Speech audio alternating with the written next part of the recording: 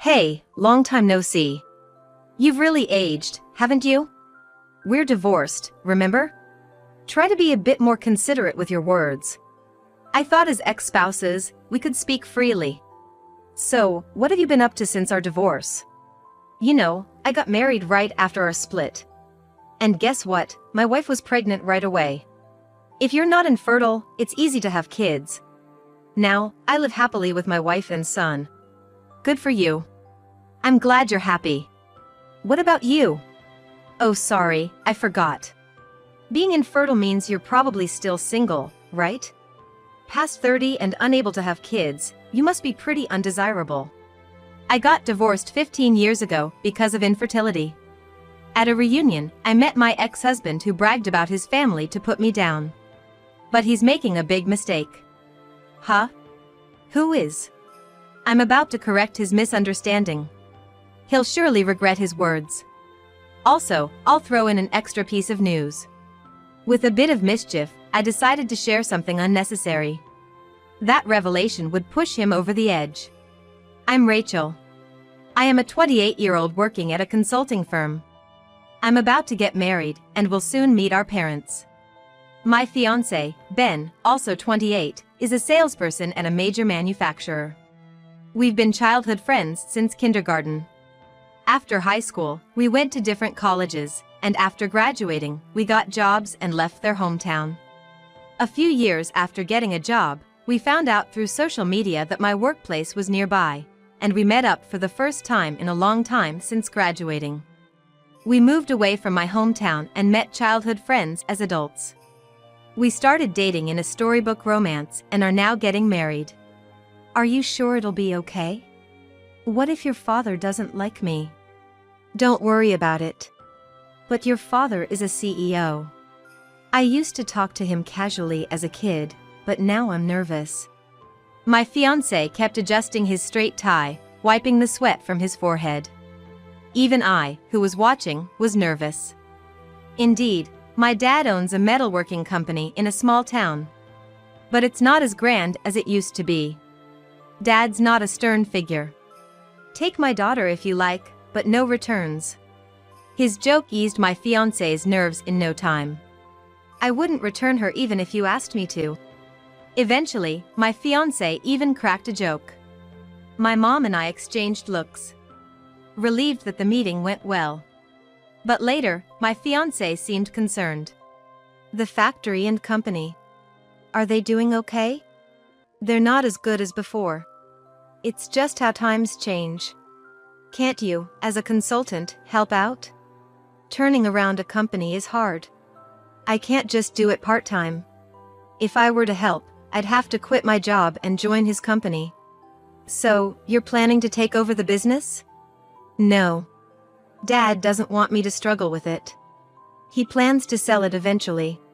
I just give simple advice to keep it running until he retires. Got it. Realizing the company was fine, my fiancé's face softened. I was touched by his concern for my dad. 6 months later, we got married. Do you want coffee, or will your usual tea do? Yes, tea please. While I was cleaning up after dinner, my husband prepared my tea perfectly. Also, to prevent the tea from getting cold, the tea is brewed just in time for when the dishes are finished. His thoughtfulness, typical of a salesperson, always anticipates my needs. Our marriage is going smoothly. However, 2 years in, I began to feel a certain unease about our otherwise perfect life. My relationship with my husband is good, and we're intimate fairly often. However, it's been 2 years since we got married, and we still haven't been blessed with a child. Don't worry so much, it'll happen eventually. But I'm already 30.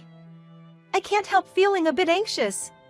My husband, lounging on the living room sofa and fiddling with his smartphone, responds casually to my concerns. Normally, I would be upset that he's not taking this more seriously. However, I know he's trying to prevent me from feeling too anxious or guilty about not being able to have children. He's an only child, just like me, and his parents both worked. He often spent time alone at home and has always longed for a complete family life. My parents also worked, but I spent time at their office after school, so I never felt the loneliness he did. Still, I understand the importance of spending time with loved ones and want to make his wish come true. I also want children. I think I'll go to the doctor just to be sure. Is that really necessary? If nothing's wrong, that's great. But if there's an issue, it's better to know, right? Well, yeah, I suppose. The following weekend, I went to the hospital alone for 2 reasons. 1, I assumed they'd probably just tell me nothing was wrong. 2, if there was a problem, I didn't want to worry about how to react in front of my husband. I casually went to the hospital, thinking about what to buy on the way home. The tests were over quickly, but I had to wait for the results. 2 weeks later, the results were in. It's like nature's rule to expect the worst in these situations. I didn't shop that day, just walked home staring at the ground. I'm infertile. Well, I told my husband about the diagnosis that evening, hoping to ease the tension by doing it during dinner. The mood in the house became heavy, and both of us stopped eating. But it wasn't all hopeless, there was some chance. The doctor said my infertility can be treated with about a 30% success rate. After 30, the chances decrease. I just made it in time. 30%, huh? And it only goes down from here. While I started eating again, my husband remained silent. We seemed to have different feelings about the 30% chance. When I first heard I was infertile, I was desperate. But hearing there was a 30% chance felt like a significant number to me. For my husband, though, it didn't seem like a high chance. Seeing his disappointed face made me stop eating again. Since then, our previously smooth marriage has become somewhat awkward. Will you be home late tomorrow too? Yeah. While cleaning up the dishes, I talk to my husband relaxing in the living room, but he responds disinterestedly. Ever since he found out about my infertility, he's been coming home late. He says he's busy with work, but I think he wants to spend less time at home. On weekends, he leaves early and returns late at night. He no longer sleeps in our bedroom, but on the living room sofa. We're together in the house, but living separate lives. I feel sad as I sense his heart drifting away. But knowing the reason is because of me, I can't blame him. 6 months later, my marriage had cooled significantly, and my husband and I hardly spoke at home anymore. Today, being a day off, he left the house early in the morning. Watching him put on his shoes at the entrance, I realized I felt somewhat relieved when he left. My mood lightened slightly, and I became more efficient with chores like laundry. However, as I was about to throw one of his shirts into the washing machine, I sighed. Foundation stains again. These never come out. I wasn't surprised to see the foundation on his shirt. It has been happening occasionally for the past 2 or 3 months. Since our relationship was already strained, I had no intention of making a fuss about a possible affair. I spread out the stained shirt and resigned myself to the fact that our marriage was probably nearing its end. It seemed he felt the same way. Given that he didn't bother to hide these foundation-stained shirts in the laundry basket. That night, I brought up the topic of divorce. Should we call it quits? If we divorce, you can be with your new woman, right? You knew? Drop the act. Can we just end this smoothly? Okay. I have a job and don't need his money. He works at a major manufacturer. It wouldn't hurt him much in terms of finance. I'd rather have a smooth separation than a messy divorce. He seemed to have anticipated my proposal and accepted the divorce without a flinch. However, I wanted to know a little about his affair. It was just my curiosity. What's she like? She's 2 years younger. We met through our shared hobby of fishing. So, that's what you've been doing on your days off. Brave of her to date a married man. You didn't hide your marital status, did you? I was honest. Told her I was planning to divorce and we're dating with the intention of remarrying. I'm ready to divorce, just waiting on her end now. Waiting? Don't tell me it's a double affair? No, she's just my girlfriend. I've successfully stolen someone's heart. I had many things I wanted to say, but I held back to avoid complicating the divorce. We finalized the divorce without issue. My ex-husband quickly moved on with his new partner, who apparently had also ended her previous relationship. They were planning to marry. I thought I was prepared for the divorce, but it hit me harder than expected. I stayed in our house for a while, continuing with my job, but eventually decided to quit and return to my parents' home. 15 years after returning home, I've completely healed from the divorce. It's now just a distant memory. Just then, I received a notice for a middle school reunion. My ex-husband, who was a childhood friend, might also attend. During the divorce, I prioritized a smooth separation and didn't express all my feelings. Although I didn't make a fuss about his infidelity, I wasn't unbothered by it. After 15 years, I decided to attend the reunion, planning a small act of revenge.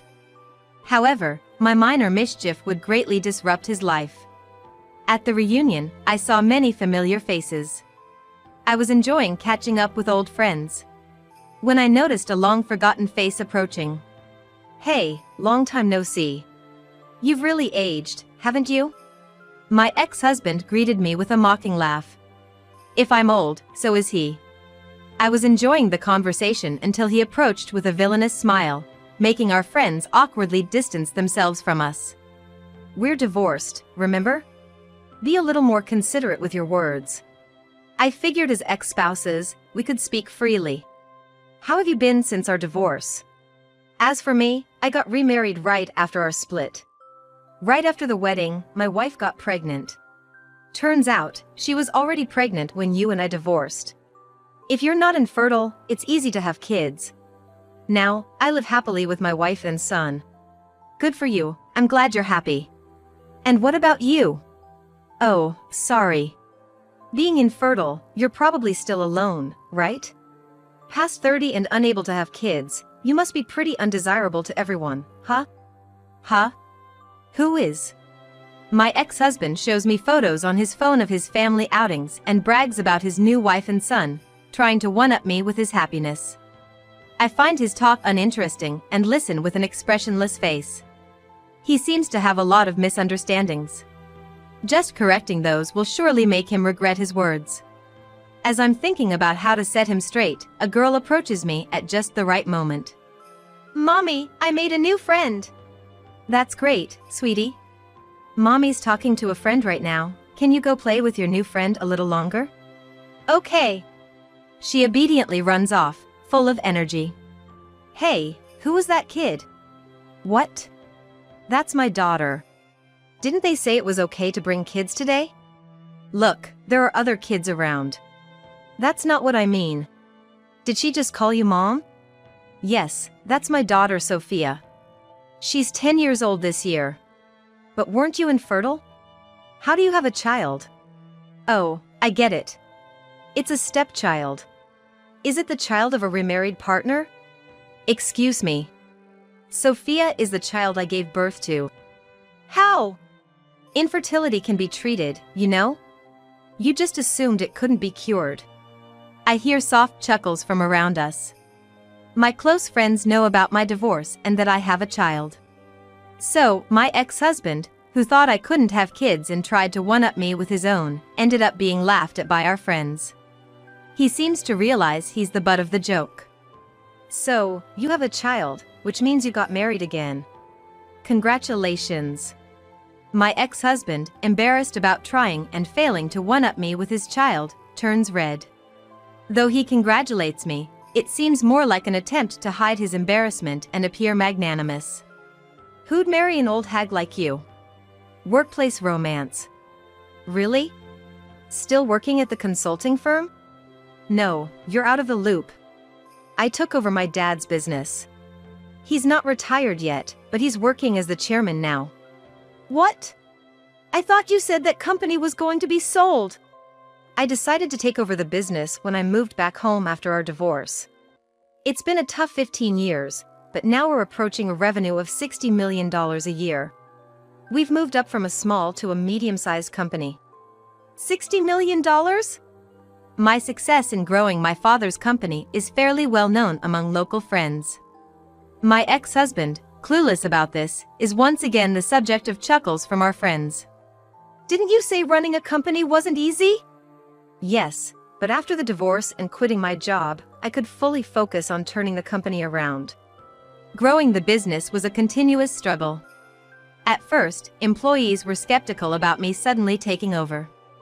So, the first step is to actively communicate with employees and gain their trust. I spent the first 2 years building trust through communication and proved my worth through my work. It took another 3 years. During this time, I overworked myself to exhaustion, but my current husband supported me. He stood by me during my infertility treatments, and we had Sophia 10 years ago. For the past decade, we've been tirelessly growing the business, breaking through the $10 million revenue barrier faced by many companies, and now we're reaching $60 million. You're the president of a $60 million company? Yes. You let go of me, thinking I was infertile and unable to be successful. But I had a child and grew a business. How does that make you feel? And how about you? Have you made it to the sales director yet? I ask him with a smirk, not knowing his actual position at his company. Considering he works for a major manufacturer with many rivals, I'm sure it's not easy. Seeing him clench his teeth in silence, I'm convinced he hasn't achieved significant success. I counter his child's one-upmanship and surpass him in career success. Watching his frustrated face satisfies me, but I decide to drop one more bombshell. By the way, you said your wife got pregnant right after you married. That was right after our divorce, but also soon after she broke up with her boyfriend, right? Are you really sure that it's my child? Is that what you're trying to say? Of course, it's my child. Claiming that doesn't make it more convincing. You were having an affair, and so was she, right? The topics of affairs, the possibility that my ex-husband's child might belong to someone else, drew the attention of those around us. Not just our close friends, but many people gathered around us. It was a bit embarrassing to be the center of attention, but clearly, my ex-husband was the villain in this scene. The cold stares were all directed at him. He seemed to realize the chilly reception and quickly left the venue. Satisfied with making my ex-husband face embarrassment, I resumed chatting with my friends. My revenge on my ex-husband was complete. I thought I wouldn't think about him anymore. But about a month after the reunion, he called me. He probably got my number from a friend at the reunion. Reluctantly answering the phone, I wondered what he would say. Hey! Did you know about this? I racked my brain for what he could be referring to, but couldn't come up with anything. So, I directly asked him. What are you talking about all of a sudden? It's about my child. Just like you said, it turns out he's not really my child. What's that about? I couldn't help but burst into laughter, even though I knew I shouldn't. My ex-husband had taken my words seriously and got a DNA test, which revealed that the child he thought was his wasn't biologically related to him. How did you know that? And why didn't you tell me? I didn't know. I just said that to make you anxious or maybe cause a little fight with your wife. I never thought it would actually be true. Was she cuckolding you? No, my wife didn't know either. She thought it was my child. It's your own fault for not checking, even though she had a boyfriend right up until she got pregnant with you. But you've been raising that child for 15 years, blood-related or not, he's still your child, right? What? Why would he be my child? He's the child of my wife's ex-boyfriend. I've decided to divorce. What? Just like when discussing divorce, there are many things I want to say to my ex-husband. However, people have different values, and I don't think I should interfere in other people's family affairs. I swallowed the words that rose to my throat. Then you're getting a divorce, right? I'm in trouble because I can't do that. Why? My wife says she won't divorce me. When it was discovered that the child was not his, my ex-husband asked his new partner for a divorce. At that time, it seems that his wife put the divorce on hold and first sought out and contacted her boyfriend from 15 years ago. Perhaps after the divorce, she was checking to see if she could rely on her ex-boyfriend. However, when she told her ex-boyfriend about her child, he apparently lost contact with her, quit his job, and disappeared. When your ex-girlfriend contacts you for the first time in 15 years and tells you that she has your child, I can understand why he wants to run away. It seems that she can no longer rely on her ex-boyfriend and is refusing to divorce because she doesn't want to be abandoned. Your wife gave birth to someone else's child, right? Can't that be grounds for divorce? That's where it gets complicated. Just because the child was born before the divorce doesn't mean it was an affair. My wife and I thought it was our child. Apparently, the relationship between my ex-husband and new partner is much more complicated than I imagined. He explained it to me in detail, but I couldn't understand it because it involved the law. There were some parts that I could understand. First, because she and my ex-husband believed their children, legally speaking, my ex-husband is the father. For my ex-husband to push through with the divorce, it seems necessary to go through a complicated process. There seems to be a case in the past where the court has ruled that parentage cannot be denied based on the results of a DNA test, so this seems to be quite difficult. It would be entirely the fault of my ex-husband and his wife, as they both believed the child was their own and neither of them investigated the child's father. Since she did not intentionally deceive my ex-husband, there is a high possibility that a divorce may not be granted even if the child is the reason. In other words, his wife refuses to divorce my ex-husband because she can't rely on anyone because her child's real father has run away. My ex-husband wants a divorce, but he may not accept the fact that he is not the father of the child as a reason for divorce. That seems to be the case. The point is, you can't get a divorce even if you wanted to, right? That's the thing. What should I do now? Do I have to keep raising other people's children like this? When I heard my ex-husband's words, I let out a sigh. You say it's someone else's child, but isn't it yours already? Huh? Why does it have to be my child? It's my wife's ex-boyfriend's child. I spoke firmly, thinking a little argument wouldn't hurt, but it seems my words didn't affect my ex-husband at all. It was a waste of time trying to argue with him. I have nothing more to say to you. You chose to divorce me thinking my infertility was incurable. You snatched your second wife away from her boyfriend, and you didn't bother to confirm the paternity of the child. All those decisions were yours. Take responsibility for them. I yelled at him and hung up the phone. How pathetic my ex-husband is, whining to his ex-wife he divorced 15 years ago. When I got home from work that day, my husband and daughter were happily watching TV in the living room. Watching them from behind, I realized how glad I was to have divorced my ex-husband. Apparently, he couldn't get a divorce yet. Obviously, he has to pay for the child's living expenses and child support. The child is 15, so even if he divorces in 3 years, the child will already be an adult. His second wife will probably not make a fuss about divorce at that point. It's a clear win for her. She hasn't told the child about his real father yet. So, the child resents his father for abruptly leaving. When he learns the truth, he might be relieved he's not really my ex-husband's child. But it could also increase his hatred for my ex-husband.